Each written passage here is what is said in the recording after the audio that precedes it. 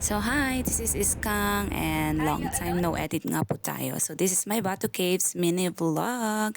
So since solo traveler lang po tayo and gusto nating makatipid, I booked a travel tour in Kluk, Genting plus Batu Caves po ito. Malaysia, we Chinese, Malay, Indians all love durian.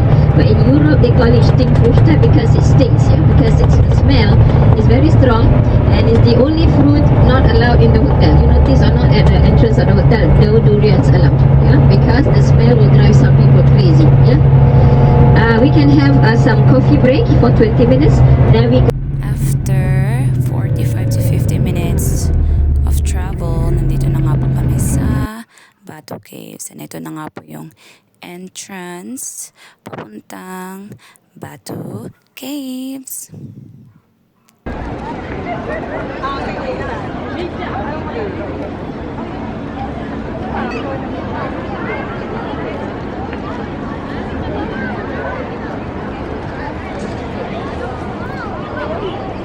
Since solo traveler nga po tayo, mahirap mag-video or mag-take ng photos. And buti na lang, nakita ko yung student ko dito. So, siya na nga lang po talaga nag-take ng photo ko dito, di ba? At least, kahit solo traveler, ang hirap po talaga. Kung gusto mo talaga ng magagandang photos, kailangan may kasama ka. And yan na nga po yung stairs.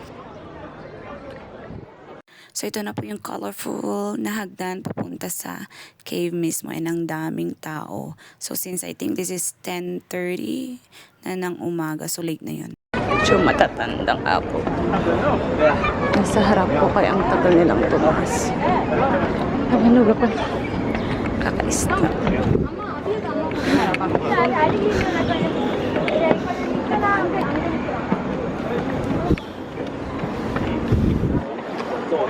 Careful lang kayo sa mga monkeys na to kasi nangaagaw po talaga sila ng food, drinks, or ng something from you.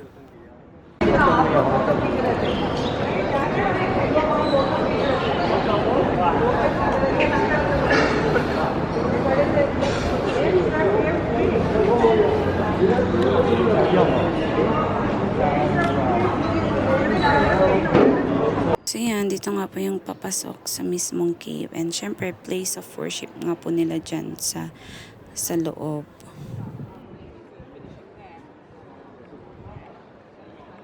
So ito na nga na naman po tayo sa awkward na pag-video ng sarili. Kasi pinili nating maging solo traveler. Hirap mag-video at mag-photo. Diba?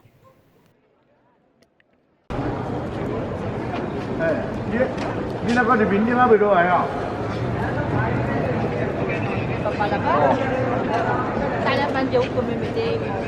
So as a solo traveler, ito nga po yung cons, 'di ba? Yung pag-take ng video mo or ng photos mo. So kailangan mo talagang aralin.